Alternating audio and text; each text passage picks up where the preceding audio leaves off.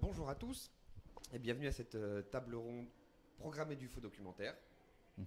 On est ici tous les 5 entre programmateurs ou ex-programmateurs. On est 4 à être ou à avoir passé en mouvement. On accueille aussi Eric Peretti qui est programmateur aux hallucinations collectives et au LUF, c'est ça. D'abord on va faire un tour de table et tous se présenter et on lancera le programme après. Je te laisse commencer Lucas. Lucas Biard, du coup, j'étais programmateur en mouvement pendant 3 ans, du coup de 2016 à 2019. Voilà. 2017, ouais. Et voilà, du coup maintenant je suis réalisateur à mon compte. Voilà. Réalisateur à succès d'ailleurs. Nicolas Landais, du coup je suis un des fondateurs du Festival En Mouvement et je suis programmateur aux Intergalactiques et depuis cette année j'aide à la programmation aussi sur En Mouvement. Natacha, donc ça fait 2 ans que j'ai intégré l'équipe programmation à En Mouvement.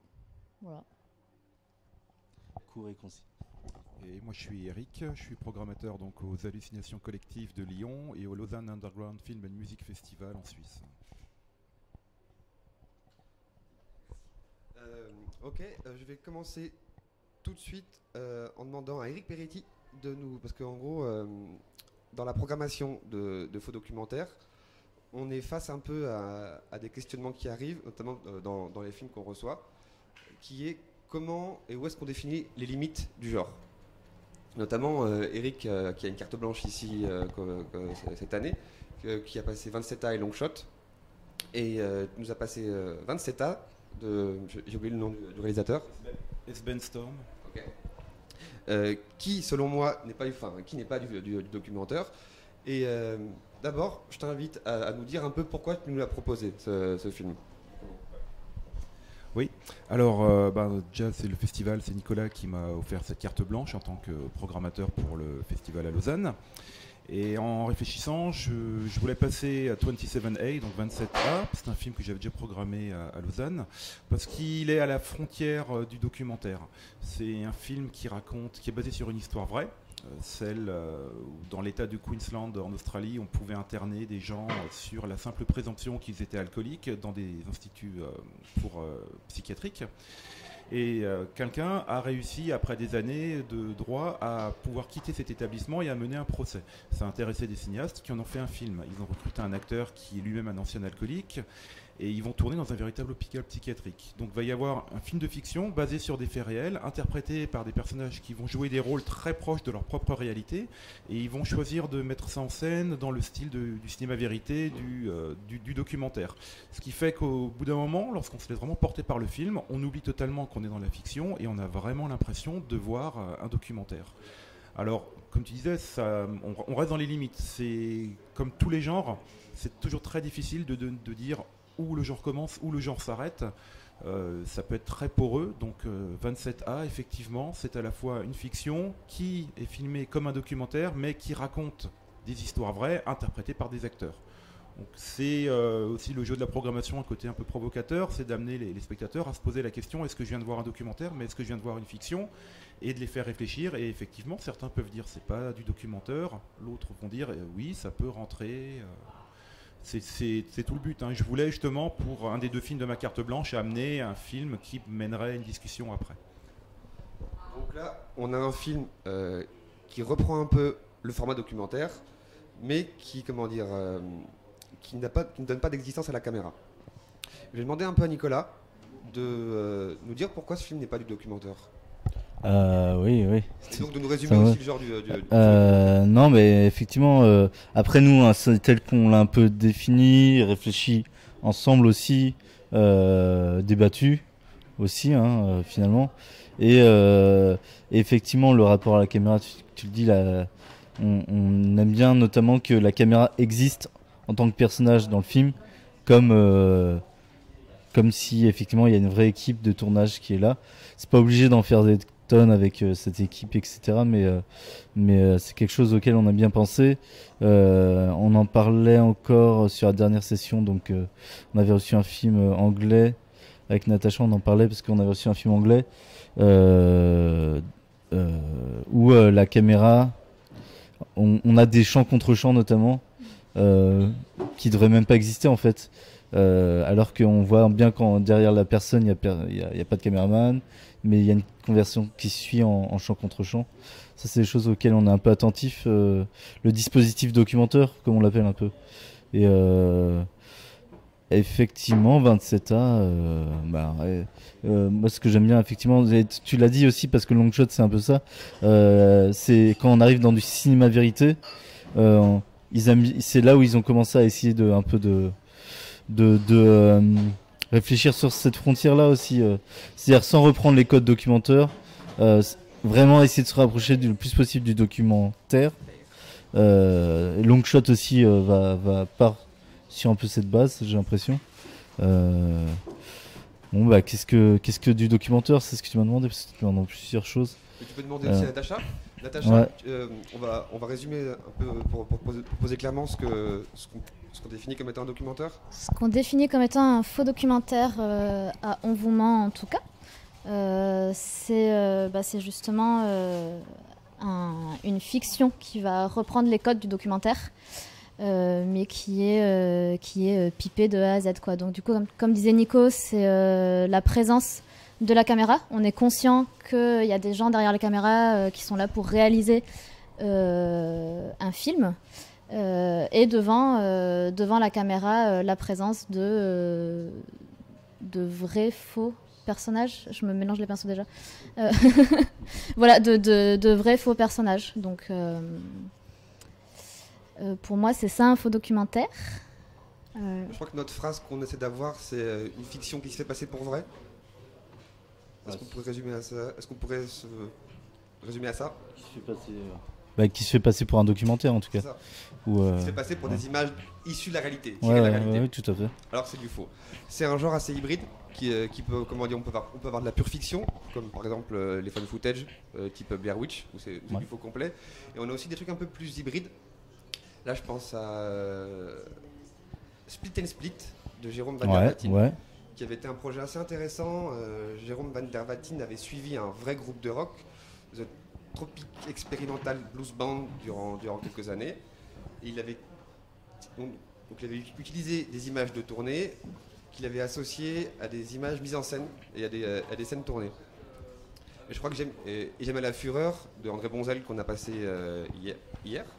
Oui. Était un peu dans le même genre. Bah, il est dans le même genre parce qu'il va raconter sa vraie vie et il va la parsemer d'ancêtres inventés. Et du coup, il mélange vraiment du vrai et du faux. Même s'il y a une part de vrai, au final, effectivement, il nous ment sur plusieurs moments du film. Il fictionnalise du coup par la voix off, donc dans plusieurs moments du film. Et on avait aussi une Praise of Silence, qui était un peu Praise of Nothing, Praise of Nothing, pardon, de Boris Mitic. qui lui aussi partait un peu dans ce côté où on va filmer des images documentaires finalement. À peu près, et encore ça se débat, ouais, tout à fait. Et la fiction va aussi beaucoup être apportée par la voix off. Donc ça, c'est des films plus expérimentaux, et je pense que c'est ce qui est intéressant aussi. Pour résumer un peu, In Praise of Nothing, c'était le projet, il a demandé à des chefs-op du monde entier de lui envoyer des images. Beaucoup de chefs-op. Beaucoup de chefs-op. Après, je crois qu'il a réduit un peu l'appel à l'image, et qu'il a finalement demandé à des chefs-op un peu précis ce qu'il voulait. Et il a ensuite calé une fiction, un personnage incarné par la voix d'Iggy Pop, qui arrivait sur Terre et puis qui avait une sorte de monologue shakespearien durant 1h30 qui se collait sur les images des chefs-op. Est-ce que j'aurais été intéressé d'avoir le point de vue de Lucas là sur sa définition du documentaire. Non, mais moi je suis d'accord avec les définitions que vous avez données. Et maintenant, pour ne plus être programmateur justement de Fodoc depuis 2-3 ans, je trouve intéressant aussi ce que disait Eric Peretti sur le fait que parfois on peut trouver du Fodoc aussi dans des situations qui ne sont pas spécialement liées à la présence de la caméra ou pas. Dans le cas de 27A dont tu parlais, que j'ai pas vu, mais ce que je trouve intéressant, c'est que le comédien, il me semble, a une réalité assez proche de son personnage. Et on peut trouver comme ça des petits fragments de réalité dans les interprétations de comédiens. On avait peut-être ça aussi beaucoup chez Werner Herzog, des choses comme ça, retrouver un peu du réel chez un comédien dans une fiction, qui prend la forme d'un documentaire. Je trouve que pour moi, ça peut effectivement aussi rentrer dans le faux documentaire là-dessus. Et je trouve ça je trouve ça très intéressant aussi en fait, et je trouve ça chouette qu'on ait la possibilité en mouvement, notamment dans des cartes blanches, dans des hors compètes, la possibilité de passer justement ces films qui questionnent à ce niveau-là. Oui, et puis c'est intéressant de s'ouvrir sur ça aussi, parce que du coup ça rentre dans la réflexion globale sur le rapport entre réalité, fiction, etc. Documentaire, fiction. Et puis ça mène des films pour le coup qui sont voire jamais passés en France, etc. Et des films underground. Simon, tu parlais de Spit and Split, et on en parlait, il a été diffusé au LUF aussi par Eric. Tu l'avais reçu toi? Tu l'avais vu pendant l'appel à film ou... Oui, c'est ça. Alors, juste d'abord, pour rebondir sur ce que vous disiez, je sais très bien, là, je parlais plus en tant que programmateur maintenant, pas par rapport à ma carte blanche, mais c'est très bien d'avoir un festival documentaire et de donner un cadre bien défini dans ce que vous voulez, notamment pour tout ce qui est compétition. Et l'ouverture peut venir justement des cartes blanches, des invités qui peuvent s'affranchir des règles, parce qu'ils ne sont pas dans l'équipe de programmation, proposer des choses qui rentrent quand même dans la case du documentaire, tout en contournant, en brisant quelques tabous, quelques règles pour amener une autre réflexion. Pour en revenir maintenant à Spit and Split, oui, on l'a passé au LUF. On l'avait reçu, alors je ne me rappelle plus si c'est un film qui est arrivé spontanément ou si c'est quelque chose qu'on avait prospecté en passant par la production. En tout cas, on avait accroché tout de suite sur le concept du film et on l'a programmé avec un grand plaisir. Il a été d'ailleurs très bien reçu au festival. Chez nous, pas du tout. Le public avait assez mal reçu Spit and Split. C'était le public ou le jury? C'était le jury qui l'avait mal reçu. Non, le public avait plutôt bien aimé. Ouais. Moi, on l'avait programmé au Marché-Gare dans une salle de spectacle, et du coup les gens venaient aussi parce qu'ils aiment la musique, donc globalement non, ça avait quand même bien marché au niveau du public. Moi j'ai eu des réponses assez violentes. J'avais fait un petit tour à la fin du public, j'avais eu des gros rejets du film, mais après je sais pas si c'était un avis global, je sais plus. Non, c'était en vote du public, c'était un des mieux notés, c'était le deuxième meilleur noté. Donc au final, mais par contre il polarise les avis un peu, donc mais c'est ce qui est bien aussi avec ce genre de film. Et toi, Eric, par exemple, si tu reçois un film comme ça, bon, disons plutôt, ma question ça serait, vu que t'es pas centré sur de la prora de faux docu, est-ce qu'il y a des questions, des films où tu t'es vraiment posé la question, où tu dois écrire au réalisateur pour en savoir un peu plus? Est-ce qu'il y a des films où tu t'es vraiment posé la question? Ouais, c'est arrivé pour certains courts-métrages ou même certains documentaires où vraiment on se demandait si c'était une fiction ou si c'était un vrai documentaire. C'est arrivé quelques fois. Après, comme dit, nous on cherche pas spécifiquement ce genre de film, mais on en reçoit dans l'appel à prospection. Je crois qu'un des plus récents qu'on ait eu, ça devait être il y a un an ou deux, c'est un film allemand qui s'appelait Autophotomaton Man, où c'était une équipe de tournage qui suivait un homme à Berlin qui vivait dans les 21 photomatons qui existaient encore, en décidant de faire un documentaire sur lui, et progressivement ils se rendent compte que cet homme a une face beaucoup plus sombre et beaucoup plus terrifiante que celle qu'il annonce. Mais on en reçoit aussi bien dans le court-métrage que des fois dans la section documentaire. On a des faux documentaires qui sont inscrits dans la section documentaire. Et là, oui, des fois, on doit s'y reprendre à 2-3 fois, on en discute entre nous, et puis souvent, on est obligé d'écrire au réalisateur pour connaître ses intentions. Si après le film correspond à nos critères, à notre guideline du festival, qui rentre dans la case underground et que le film est intéressant, on ne se privera pas de le programmer. C'est arrivé quelques fois, notamment pour Dollhouse qui est en compétition. Il y a 4 ou 5 ans, mais on peut aussi, dans le cadre de rétrospectives thématiques, passer un documentaire ou des films qui s'en rapprochent. On a eu le cas, il y a 2 ans, on a fait une rétrospective sur les films 8 mm japonais, et on avait un des premiers films de Sion Sono, Hayao Sion Sono, dans lequel il se met en scène, mais de façon fiction. Donc on a l'impression de le suivre dans sa famille, d'avoir un documentaire alors que tout est bidouillé, mais ce sont ses vrais proches qui tournent.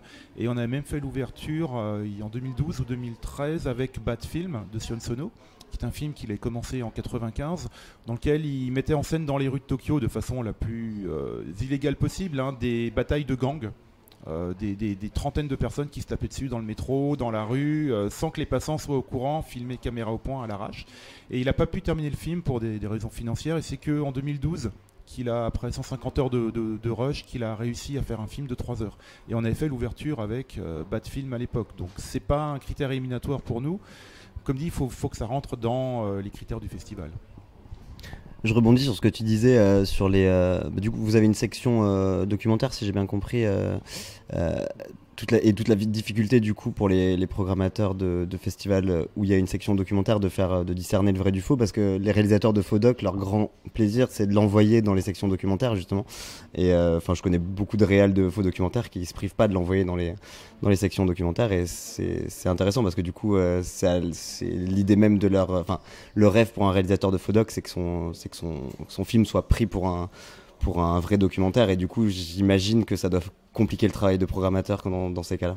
Je pense notamment à, il y a un exemple très connu, c'est Forgotten Silver de Peter Jackson, qui est un faux documentaire sur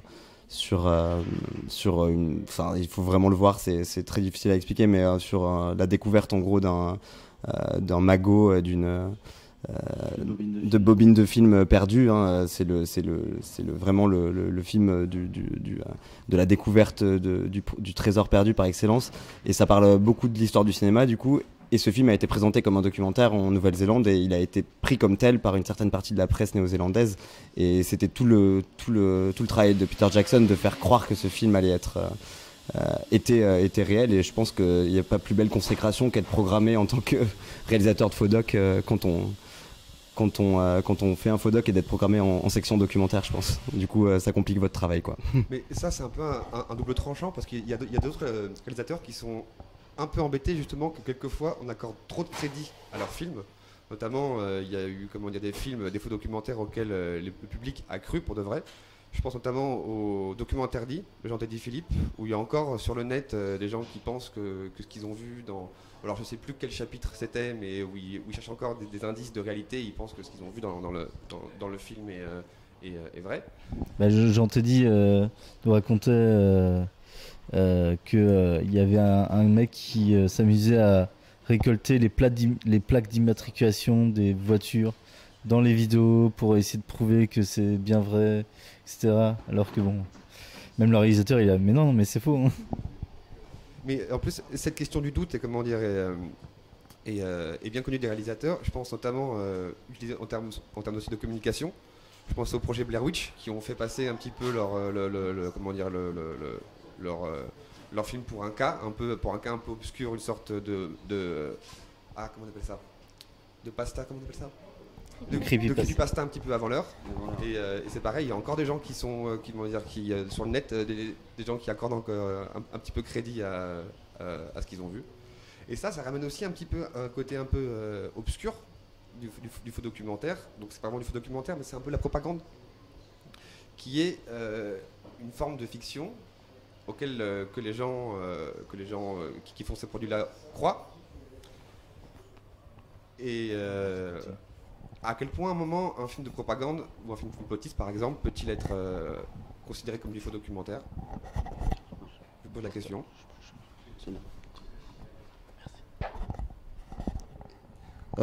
Du coup, la question c'est quoi, si la limite entre la propagande et le faux doc? C'est une question que je me suis souvent posée en tant que programmateur, et je suis assez content de ne pas avoir trop reçu de films de propagande dans la programmation, parce que non, c'est vrai, on peut se poser la question avec des films récents comme Hold Up notamment, ou des films comme ça qui... pour moi, il y a une différence de base, c'est l'intention du réalisateur qui va guider un peu ça. C'est est-ce que quand je fais ce film, j'ai envie de faire quelque chose, j'ai envie de dire la vérité, ou de dénoncer ma vérité, ou est-ce que j'ai envie au contraire de jouer avec les codes de la réalité et faire un faux documentaire? Enfin, c'est vraiment une question d'intention pour moi, de mise en scène et d'intention. Oui, en fait, dans Envouement, en fait, on est quand même conscient que on ment, enfin qu'on joue avec cette frontière. On s'amuse à casser le quatrième mur, en fait, alors que dans les films de propagande, les films complotistes, on va alimenter, enfin je pense, hein, on va alimenter quelque chose d'un petit peu malsain.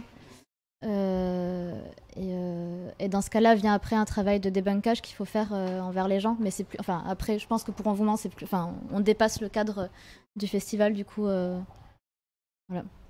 Parce que par exemple, il y a une réédition des documentaires de la Seconde Guerre mondiale, qui s'appelle les documentaires des années noires, et donc c'est un best-of un petit peu des meilleurs documentaires de cette époque, qui sont tous des documentaires. Et maintenant, enfin, le titre du DVD, c'est documentaire. Alors qu'à la base, c'était censé être des vrais documentaires auxquels les gens croyaient. Donc c'est intéressant qu'avec le recul, on appelle ça des documentaires.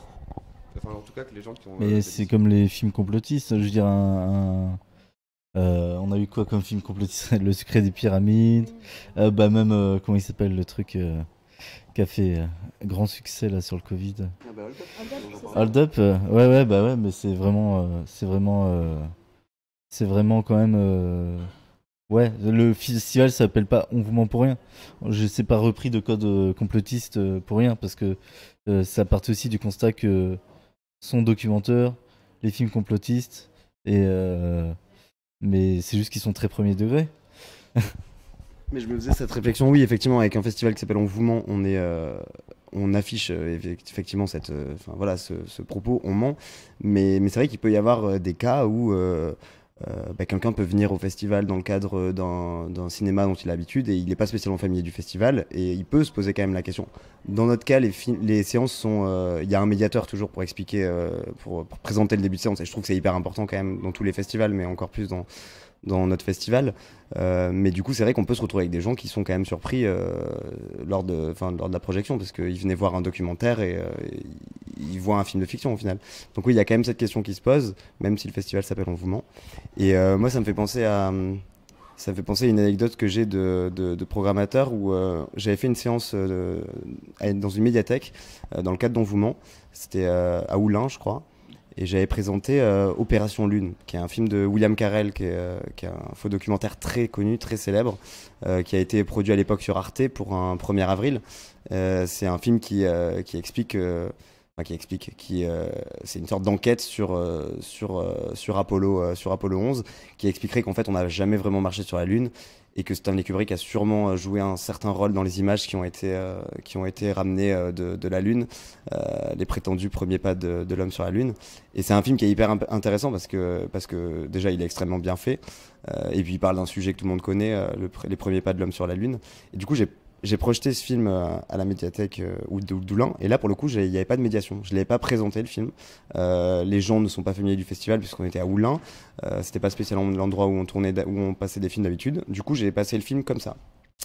Donc les gens, il y avait une salle, peut-être une trentaine de personnes, quarantaine de personnes, les gens ont vu le film, et du coup les lumières se sont rallumées, j'ai demandé aux gens qu'est-ce que vous avez pensé de ce film. Et là, du coup, j'ai eu la réaction la plus lunaire, je pense qu'on peut employer le mot, que j'ai jamais eu à la fin d'une projection. Et là, du coup, il y a une femme qui s'est levée et qui a dit mais enfin, merci de dire la vérité, parce que c'est vraiment, je le dis à tout le monde, je le sais moi je le savais que c'était. Et genre vraiment, du coup, j'ai eu 5 minutes de quelqu'un qui était vraiment persuadé que tout ce qui avait été dit était vrai. Et du coup, c'était assez dur de la contredire, mais j'ai dit alors là, dans notre cas, ça va être plutôt de la fiction. Du coup, j'ai commencé à expliquer que c'était un film de fiction, que là, pour le coup, c'était un film de fiction. Et ouais, non, elle était assez sûre d'elle, mais du coup, elle l'a pas mal pris, mais juste, elle était très étonnée que je dise que c'était un film de fiction après. Bon, la plupart des gens dans la salle avaient compris. Du coup, après, il y a eu un petit débat autour de tout ça. Mais comme quoi, même des films qui datent un peu comme ça peuvent encore avoir vraiment un vrai impact si c'est pas présenté, s'il n'y a pas une vraie médiation, ça peut encore tromper. On parle, en plus, là, on est vraiment centré sur la partie vraiment faux documentaire, j'ai envie de dire noble, mais c'est un peu péjoratif pour les autres, du genre documentaire, ou comme Houston We Have a Problem, enfin, des films qui vraiment... quoi ? Giga Virch. Le quoi ? De Giga Virch. Ah oui. Je me disais, qu'est-ce qu'il a ? Il tousse. Ouais. Du coup, c'est pas tous les faux docus qui font ça. Je voulais venir là-dessus. On a les plus mockumentary, donc les documentaires un peu plus parodiques, à C'est arrivé près de chez vous, où quand même on comprend assez vite normalement, que c'est de la comédie parce qu'il y a un peu plus ce côté humour. Et on a les found footage où ça peut partir dans vraiment du surnaturel et tout. Et normalement, on comprend aussi assez vite que c'est faux. Donc c'est vrai qu'après, soit on part c'est un des deux postulats de base sur un faux docu, c'est se dire est-ce qu'on veut vraiment tromper les gens. Donc il y a des found footage aussi qui veulent vraiment partir là-dessus, et donc des faux docu. Ou est-ce que on veut juste parodier des codes et jouer avec, et notamment dans la comédie, c'est intéressant d'utiliser les codes de documentaire parce que ça crée de nouvelles situations, ça crée un rapport avec la caméra, un regard différent, et les séries américaines à la The Office l'ont bien compris et bien repris. Et ça a son intérêt aussi, mais qui est évidemment moins qui est pas le même, quoi.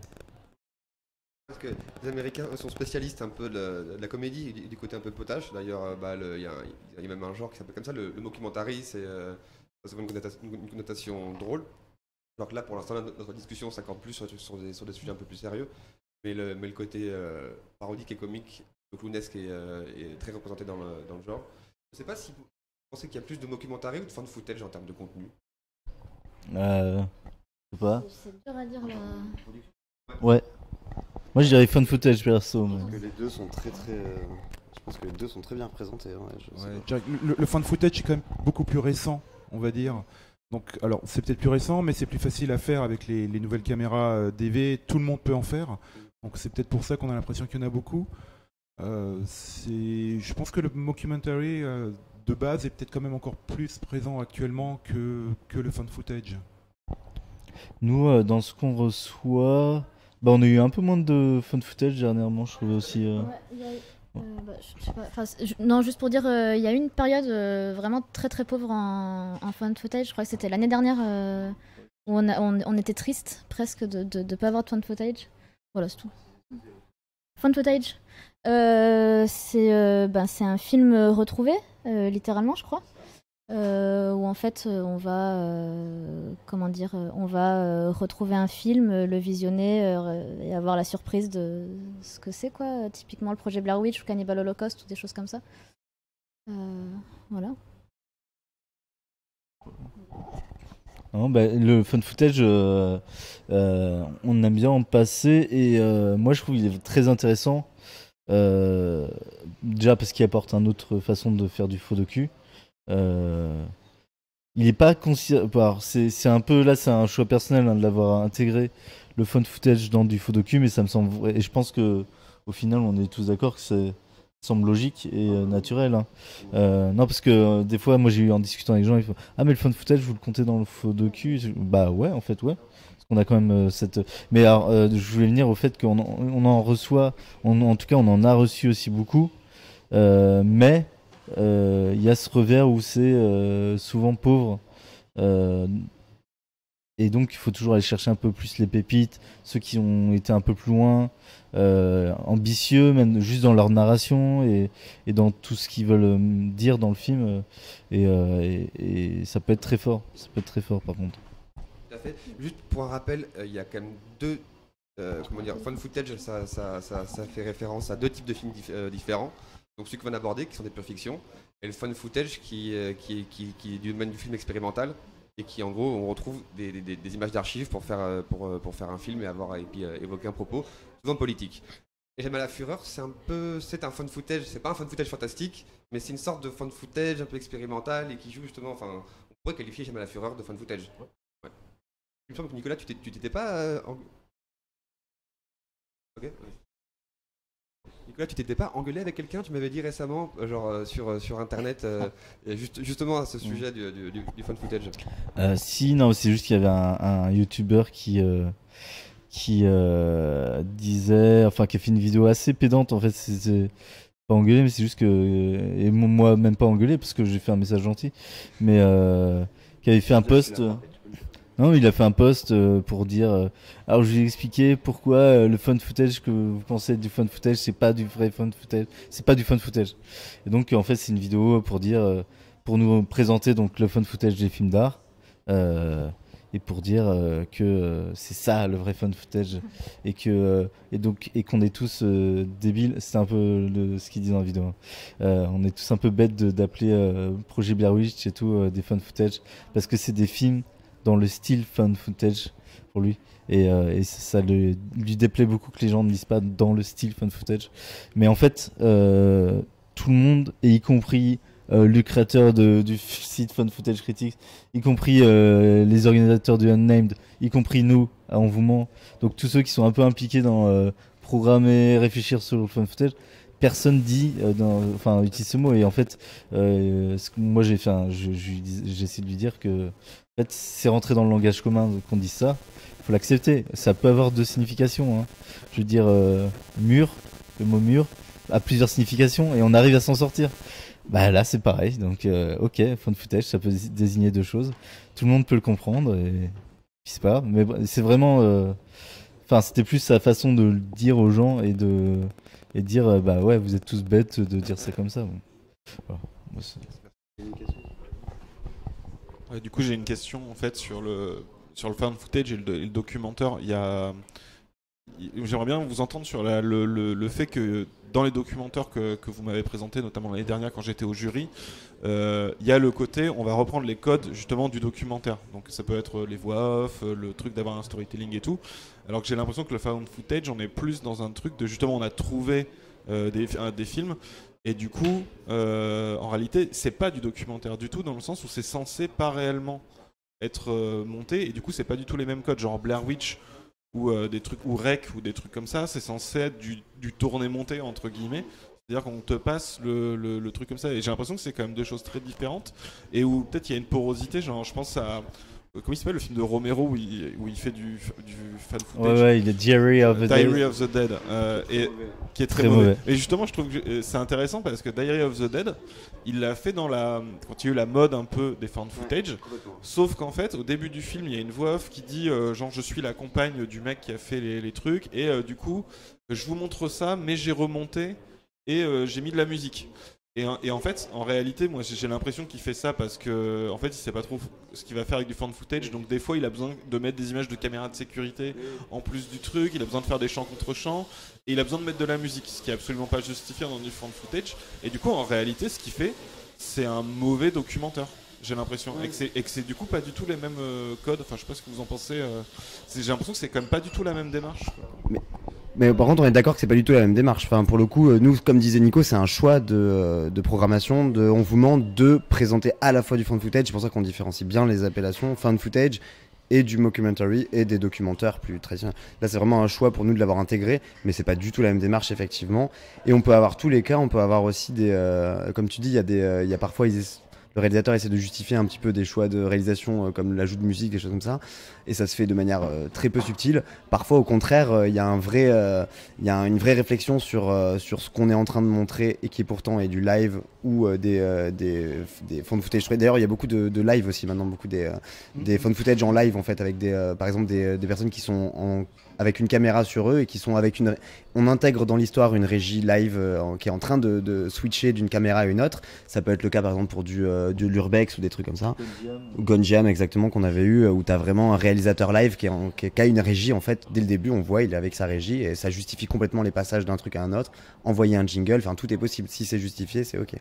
Et effectivement, il y a cet autre genre qui va être vraiment plus le found footage traditionnel, où on a trouvé la bobine, où rien n'a été apporté au montage originel et on essaie d'être le plus brut possible. On a des petits effets de glitch, on a la date et l'heure qui s'affiche. Là vraiment pour le coup on essaie de retrouver ce truc un peu authentique. Il y a la série des VHS aussi qui fait ça assez bien dans l'horreur encore. Et ouais non, c'est très différent. C'est pas du tout la même. Il y a pas cette espèce de discours sur le documentaire et il y a pas ce discours médiatique un peu. Je trouve il y a plus un côté genre c'est vrai. Regardez ce que je vous montre, c'est vrai. Enfin, vraiment assurer que ce qu'on montre est réel. C'est pas du tout la même démarche. Là. Mais le documentaire est vraiment un genre pluriel. C'est ça aussi un peu qu'on essaie un peu de présenter parce qu'il y a vraiment plein de façons de faire différentes. À chaque fois, en partant du postulat que faut que ça fasse référence à la réalité en étant un mensonge. D'une manière ou d'une autre. Donc il y a plein de façons de faire ça, de faire différentes. Et c'est un peu ce qu'on essaie de montrer dans le festival. Je me demandais comment vous considérez le Mondo. Alors, vous l'intégrerez dans les faux documentaires Alors, parce qu'il y a différents types de Mondo. Moi, je vais vous citer un exemple très concret, c'est les Mondo américains qui ont été réalisés par Lee Frost et produits par Bob Cressey, qui sont entièrement bidonnés du début à la fin. Et dès les premières images, on explique au spectateur que ce qu'il va voir, c'est la réalité. Ça a été filmé soit avec des vitres sans teint, soit avec des caméras téléobjectifs, mais toute l'histoire est entièrement fausse, mais présentée comme réelle. On est dans les années 60, on n'avait pas encore l'Internet, on n'avait pas encore accès à toute cette culture, toute cette façon de pouvoir démonter les fausses informations. Donc est-ce que ce type de mondo-là, pas les premiers mondos italiens, mais ce type de mondo américain complètement bidonné, est-ce que vous l'intégreriez, vous, dans votre grille? Donc, quand tu parles de Mondo américain, par exemple, Mondo Canet, ça. Non, ça c'est italien. Parce que là, il y a encore des. Et moi, c'était pareil. C'était pour dire que moi, je connaissais plus les mondos assez putassiers italiens des années 70, mais que j'ai pas trop en estime. Mais par contre, je connais pas les Américains dont tu parles. Les Américains ont recréé. Plein de scènes, c'est-à-dire qu'on voit des femmes se déshabiller dans des cabines d'essayage, filmées à travers une vitre sans teint. On voit des orgies au bord d'une piscine faites par des producteurs hollywoodiens. On voit une vente d'esclaves au Moyen-Orient qui est tournée dans le canyon le plus proche de Los Angeles. Et tout ça, c'est censé être des images d'actualité pour expliquer aux gens voilà ce qui se passe réellement dans le monde. C'est Mondo Bizarro, Mondo Freudo. Mondo Bizarro, j'en ai entendu parler. Ce sont entièrement des histoires bidonnées. Et si on va encore plus loin, on va dans l'étape suivante, qui est ce qu'on appelle les death films, avec Face à la mort. On va se contenter uniquement du premier, qui est bidonné du début à la fin, qui va intégrer des vraies images d'archives. Et puis, par exemple, l'histoire d'un homme qui est sur un toit qui va se suicider. Eh bien, ils vont, comme ils n'ont pas la séquence entière, ils vont bidouiller le début et la fin. Ils auront juste une vraie portion du milieu. Et puis, ils vont intégrer le tout. Et on a l'impression d'assister réellement à un suicide. On a l'impression d'assister réellement à des mises à mort. Alors qu'on sait maintenant que tout a été entièrement trafiqué. Donc, est-ce que ça rentrerait dans le cadre de votre festival? Je m'y connais pas trop, donc tu m'arrêtes si je dis une bêtise. Mais moi, j'ai l'impression que ça se rapproche un peu du détournement, du coup. Ce que tu dis, je sais pas. Ça se rapproche du quoi? Du détournement. Le détournement d'image. Parce qu'il présente ça comme un documentaire. C'est-à-dire que c'est un documentaire sur la mort, les différentes façons de mourir. Du morbide, ça se rapproche plus des vidéos qu'on peut trouver sur Internet. Je trouve des vidéos des vidéos les plus extrêmes et les plus illégales possibles qu'on peut trouver sur Internet. Dans le cadre. Et du coup, c'est qui sont montées de toutes pièces. Moi, je parle pas du tout de vrais meurtres ou de vraies exécutions. Moi, c'est un peu comme les. J'ai oublié, je perds le nom là, les films d'horreur avec des vraies scènes. Les snuff movies ou les trucs. Moi, c'est un peu un domaine, ce domaine un peu morbide où on essaye vraiment, où on fait passer ou alors qu'on utilise vraiment des images extrêmement violentes. C'est un peu un domaine que je connais moins et que j'ai effectivement moins de plaisir à expérimenter en tant que programmateur. C'est un domaine dans lequel j'ai moins envie d'aller, mais par contre la démarche est hyper intéressante. Ça reste la même démarche au final de reconstruire par contre la question c'est pour moi ça paraît un peu pernicieux parce que du coup l'idée c'est de choquer et de faire croire que c'est vrai, mais il n'y a pas de vraie tentative de perdre le public. En fait, on veut juste le choquer en fait. C'est ça, c'est totalement pour choquer. Ce qui est intéressant, c'est au niveau cinématographique. C'est ça, c'est juste au niveau de la réalisation que c'est intéressant. C'est pour tout le travail derrière et puis l'intégrer dans une histoire continue du cinéma d'exploitation. Là, c'est très intéressant, mais c'est vrai que ça n'amène pas grand chose aux spectateurs de voir ça. Mais si, en rétrospective, tu sais, je veux faire justement une rétrospective Mondo avec Maxime Lachaud, donc c'est prévu. Et effectivement, moi je considère que c'est ça, comme les films que tu as proposés, ça élargit, ça propose. Alors voir c'est complètement faux docu avec certains effectivement, voir ça avec les Mondo carnés, ça fait réfléchir sur tiens à partir de quel moment on y est ou pas, on arrive vraiment sur la frontière. Et donc, effectivement, le Mondo est intéressant pour Envoûment. Mondo a sa place en rétrospective, évidemment. Sur papier, juste, on prendrait, notamment, ce que tu parlais des films un peu de suicide remonté. Sur ça, c'est le genre de truc qu'on garderait quelque part. Si on le reçoit un moment dans un appel à film, un truc comme ça. Ça se fait plus du tout. Hein. Voilà, mais si à un moment, la question viendrait à se poser, on le garderait, on le montrerait. Ouais, carrément.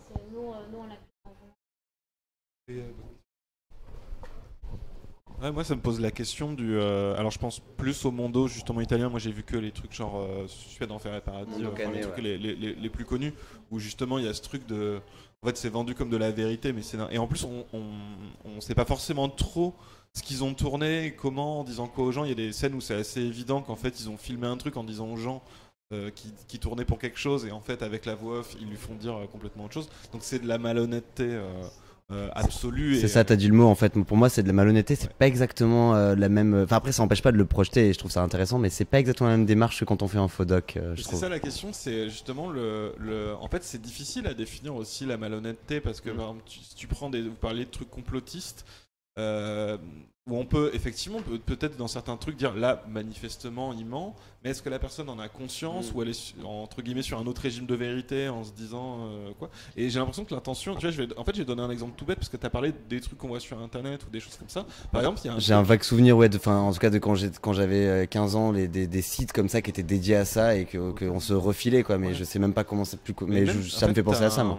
Comment dire, en fait, j'ai l'impression que la question de l'intention et de la malhonnêteté et tout, en fait, elle est assez limitée et assez vague parce que par exemple sur internet tu vas avoir maintenant des trucs qui vont buzzer parce qu'ils vont dire regardez, on a filmé, c'est un fait divers, genre il y a une agression. Ils vont dire ça s'est passé hier dans les rues de telle ville. Alors en général c'est pour stigmatiser une ville ou une population ou quoi. Et quand on leur fait remarquer bah non, c'est un truc qui s'est passé il y a 10 ans et pas du tout là quoi. Genre c'est même pas en France ni rien. Il y a un réflexe qui est de dire d'accord, mais ça pourrait être vrai. Ouais. Et en fait tu vois, t'as ce truc de la personne même mis devant le fait qu'elle l'a manipulé et elle a menti en fait là-dessus. Dans sa démarche, il y a quand même un truc de ouais, mais quelque part c'était pour se rapprocher de la réalité. Et tu vois, en fait, c'est hyper dur de. Enfin, je sais pas vous comment vous faites là-dessus. Sur à quel point la personne est malhonnête. Est-ce qu'il y a peut-être des réalisateurs aussi qui font des films avec des documentaires, avec dedans des aspects qu'ils savent eux-mêmes pipoter, mais qu'ils ont pipoté dans le but de. Presque de l'assumer après en disant ouais ça je l'ai pipoté mais c'est pour donner de la force au truc, tu vois, je sais pas, je dis les régimes de vérité, mais en fait c'est compliqué mais c'est très complexe. On a sûrement laissé passer des trucs à la trappe comme question, mais c'est sûr. On en revient un peu à ce que disait maman Lucas, la question de l'attention là-dedans est centrale. Donc c'est vrai que c'est très difficile à cerner maintenant. Qu'est-ce que surtout en plus des mecs qui sont un peu dans des un peu comme ça, qu'est-ce qu'ils ont pu faire? Maintenant, il y a quand même l'aspect financier qui joue beaucoup, notamment sur Internet. Le clic, ça fait buzzer et ça donne de l'argent. Encore à l'époque, par exemple, des Mondo, il y avait un peu le côté genre peut-être choqué. Ouais, mais Mondo, c'est hyper mercantile, justement. Ces films des années 70.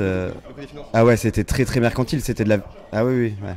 Ouais, okay. C'est en ça que du coup là pour moi c'est pas, même si évidemment toujours ton but c'est de faire de l'argent avec un film, mais là pour les Mondo Cane c'est assez clair qu'on est dans de l'exploitation assez malhonnête de la mort en fait, tout simplement, de la pulsion morbide en fait, et de la pulsion scopique des gens qu'on a de vouloir voir des trucs dégueulasses ou des trucs horribles quoi. Ouais, donc pour revenir au Mondo, les premiers donc c'était Mondo Cane, c'était une forme aussi de cinéma qui permettait de montrer des choses que le cinéma hollywoodien ne pouvait pas montrer.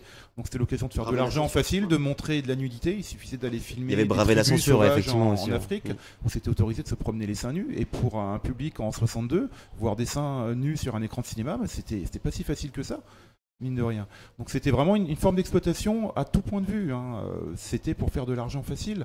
Les premiers films, on peut encore leur laisser le bénéfice du doute. Le premier Mondo Cane, il y a une photographie qui est extraordinaire, il y a des vrais travaux, des travelling. Donc là, on se pose la question, c'est un documentaire, mais en même temps, ils ont installé des rails de travelling dans le désert pour faire des plans extraordinaires. Et plus on va avancer dans l'exploitation du Mondo, moins la qualité technique sera présente. Et ça va vraiment devenir quasiment que de l'exploitation. Oui. Et à la fin, ça va même être des images comme des found footage. C'est des vraies images documentaires qui vont piocher à droite à gauche, qui vont assembler maladroitement avec une voix off pour faire dire autre chose.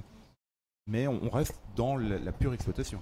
Et justement, tu faisais le lien avec le found footage, et c'est un peu le genre putassier de nos jours, le found footage, celui un peu qui coûte pas très cher et qui se vend un peu. J'ai l'impression que il y a une grosse période found footage, hein, vraiment. C'était un genre un peu bâtard enfin, je pense que de nos jours, c'est un peu calmé déjà. Il y en a toujours pas mal. c'est un peu calmé et du coup ça permet des fois justement de trouver des choses plus intéressantes. Après, c'est un genre qui reste dur à se renouveler. Ouais. Mais au moins que ça soit un bon film, une bonne histoire, qu'il y ait plein de choses à raconter en dehors du genre fan footage. Je veux dire que comme on avait Autoen, on avait des films où même il est plutôt faux docu, enfin mockumentary, mais voilà, quand un film a plusieurs couches de sens, de choses à faire passer, ça rajoute évidemment de l'intérêt. Donc, mais juste faire un fan footage pour faire un fan footage, c'est très facile de nos jours et souvent pas très convaincant aussi. Il y a eu un engouement énorme après le projet Blair Witch, hein, donc il y a eu une demande du public aussi, donc plein de gens se sont engouffrés là-dedans. Comme tu dis, ça s'est pas énormément renouvelé, c'est une certaine facilité parce que tu peux filmer un peu n'importe comment, tu n'as pas besoin d'avoir une belle photographie, c'est censé être des images prises sur le vif, donc ça permet tous les délires. Et paradoxalement, faire un bon film de fan footage, eh ben, il faut quand même penser un minimum sans cadrage tout en donnant l'impression que ça n'a pas été pensé. Et ça, c'est ce que beaucoup de gens oublient en se disant, bah voilà, je peux faire un peu n'importe quoi, ça passera, on va mettre l'étiquette fan footage dessus. Mais c'est pareil pour le documentaire. Hein. C'est pas aussi facile que ça de faire un bon documentaire. Il faut une certaine subtilité, il faut réfléchir à ses cadrages, il faut réfléchir à son montage, il faut réfléchir à plein de choses. Et on pourrait croire que c'est très facile, hein. Il suffit de prendre des sujets un peu anormaux, d'exagérer légèrement, mais c'est pas comme ça qu'on fait un bon film. Et moi je pense aussi qu'il y a vraiment une question du format et de l'image. Je pense que si on reste dans le documentaire, je pense que le 16 mm, c'est vraiment le format d'image parfait pour ce genre de film. Moi, j'ai revu récemment, sachant que j'allais venir ici, j'ai revu Real Life de Albert Brooks, qui est considéré comme un documentaire assez important. Et le film est tourné en 35, il y a beaucoup de plans, de champs contre champs, mais à aucun moment on se sent concerné, on a l'impression de voir un faux documentaire, on a l'impression de voir un film simplement de fiction. Tandis quand on regarde les grands films considérés comme documentaires, même si on remonte aux années 60, hein, c'est tous des films qui sont tournés 16 mm, parce que c'était le format soit du cinéma amateur, soit le format des documentaires, et c'était le format qu'utilisait la télévision avant l'arrivée de la vidéo.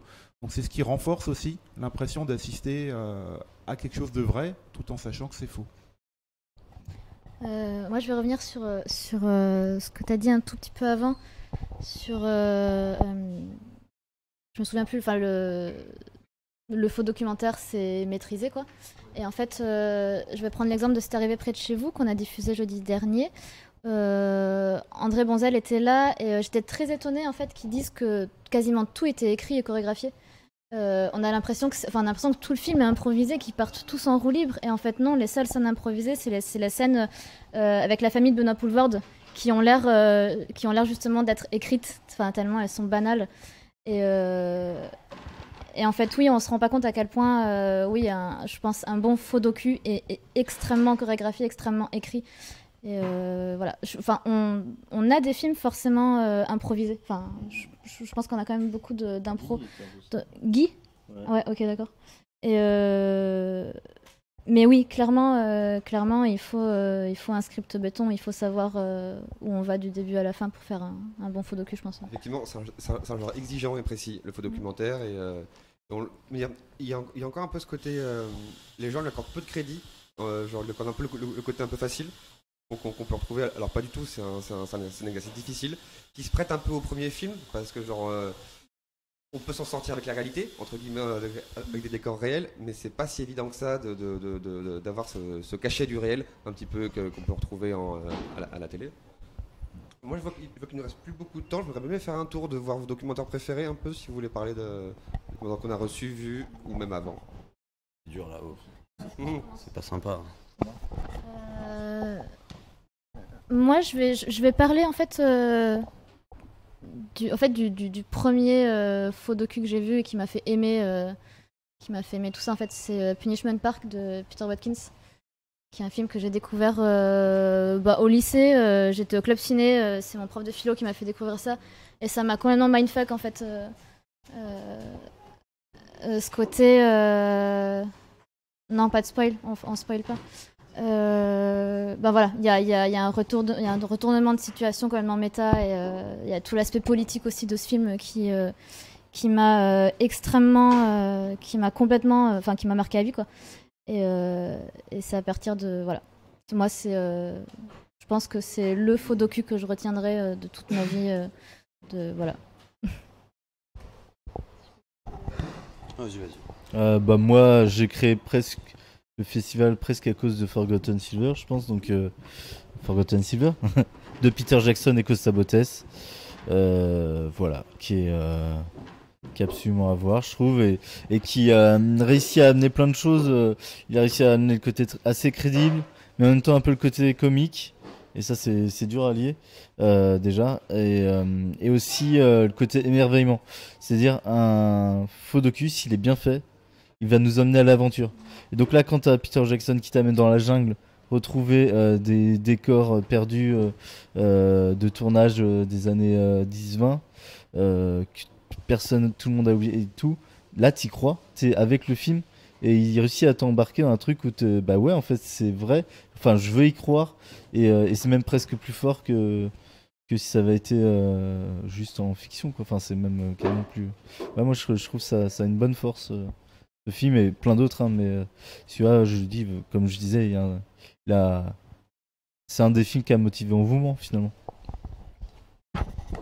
Oui, moi j'en ai plein que j'aime beaucoup. J'ai pas vraiment réfléchi à un préféré, mais du coup dans ceux qui m'ont vraiment marqué, et moi, enfin que j'ai préféré programmer, il y avait Opération Lune, du coup dont j'ai parlé tout à l'heure, que je trouvais notamment parce que cette programmation était un peu au débeauté comme ça et les gens étaient pas au courant, et ça j'ai trouvé ça hyper intéressant.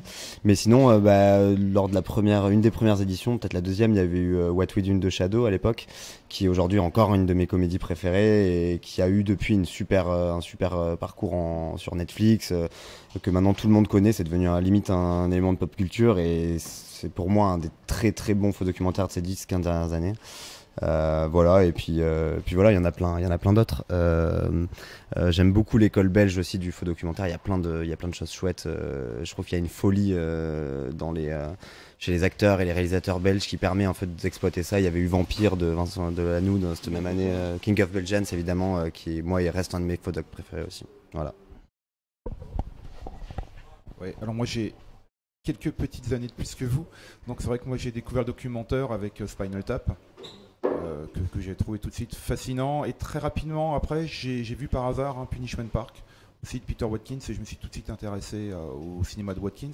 Je trouve que tous ces films sont extraordinaires. Moi j'ai une tendresse particulière pour Evening Land, qui est un des moins connus sur la crise des sous-marins au Danemark, qui est vraiment un excellent documentaire aussi. Et après, en m'intéressant au cinéma underground expérimental, j'ai découvert les films de Shirley Clarke, Devil's Man Diary, les premiers, on va dire, films des années 60 qui abordaient, enfin qui prenaient les codes du documentaire, mais qui se perfectionnaient bien après.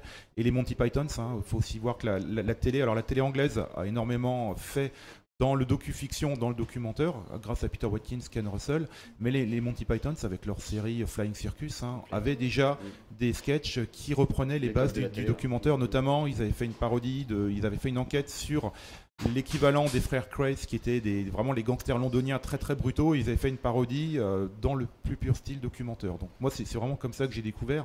S'il fallait en choisir qu'un, c'est vraiment très très difficile. Moi, peut-être pas, mais c'est vrai que les films de Peter Watkins reste quand même très très impressionnant techniquement, aussi bien dans le fond que dans la forme. Je conseille Privilège de Peter Watkins, que pas tant de gens... Non, pas encore. Mais ça arrivera. Oui, complètement. Et pourtant, il a tout le dispositif documentaire et tout. C'est vrai. Bah oui, je vais faire sur moi. Pareil, j'en citerai plusieurs. D'abord, je citerai Les Sketchs des Inconnus. Parce que quand j'étais gamin, c'était mon premier Les sketchs des Inconnus. Et puis je trouve qu'il fonctionnait bien à l'époque. Et plus récemment, moi, c'était un court-métrage qu'on a reçu qui est Panthère de Lola Cambourieux et Yann Berlier. Ouais. C'est un film intéressant parce que, alors en gros, c'est un faux documentaire sur une relation dysfonctionnelle entre une mère et son fils. Et il se trouve qu'en fait, c'est un projet né durant 48 heures. Et la mère et le fils jouent leur propre rôle. Donc ils se retrouvent à rejouer leur propre... Enfin, c'est une sorte un peu de psychodrame qui se joue à l'écran. Il se trouve que Yann Berlier, et le co-réalisateur, est aussi le grand frère en fait. Donc c'est aussi un film de famille. Donc c'est un format un peu hybride, un peu bizarre, et moi c'est ce que j'aime dans le cinéma un peu. Donc un truc un peu DIY en même temps quand même assez frappant. Benjamin, tu veux... Un petit top. T'en as un. J'ai pas pris le temps d'y réfléchir, j'en ai vu assez peu, j'ai beaucoup découvert l'année dernière, mais l'année dernière, on a donné le prix, le jury a donné le prix à VHS, qui est d'ailleurs en train d'être diffusé actuellement, qui du coup, pour moi, est plus un fan footage, parce qu'il n'y a pas d'aspect censé vraiment être des enregistrements sur la même cassette d'affilée, qui du coup est plus une succession de sketchs avec des petits arcs narratifs, et un gros arc narratif sur le gamin qui utilise le caméscope, et moi j'avais vachement aimé, parce qu'il y avait c'est proche de mes centres d'intérêt. Il y a un truc de l'archive et de la télé, et il y a tout un jeu sur plein de genres d'émissions de télé, et même en fait le genre du film de famille entre guillemets. Où, par exemple, genre il y a tout un truc sur le mariage, sur la vidéo de mariage, et il y a le fait de traiter la vidéo de mariage presque comme un genre à part entière. C'est un truc que j'avais trop kiffé dans le film. Il y a vraiment ce truc un peu mash-up où tout est traité formellement, y compris des trucs qui sont pas du tout des choses qu'on parodie tant que ça d'habitude, ou dont on essaie de reproduire forcément la forme, justement parce que c'est censé être des trucs très spontanés et très immédiats, et j'avais trouvé ça hyper sympathique, cette culture-là de la télé et de de vieilles émissions, d'essayer de capter l'essence de ces trucs-là, et l'essence du côté l'enfance, le souvenir. Tu te filmes dans ta chambre en train de faire des trucs, il va faire péter des pétards avec son pote, des trucs comme ça, et d'en faire un truc cinématographique, je trouvais ça cool. Alors, pas le côté émission, mais c'était bien le côté spontané. On avait reçu Fraude, qui était pas mal dans le genre, et on va devoir arrêter, vraiment. Ouais, là il faut que j'amène Eric Donc, à sa séance. on va terminer. Merci Benjamin Bolchegui de nous avoir assisté à la technique et aux questions. Oui. Très bien, merci.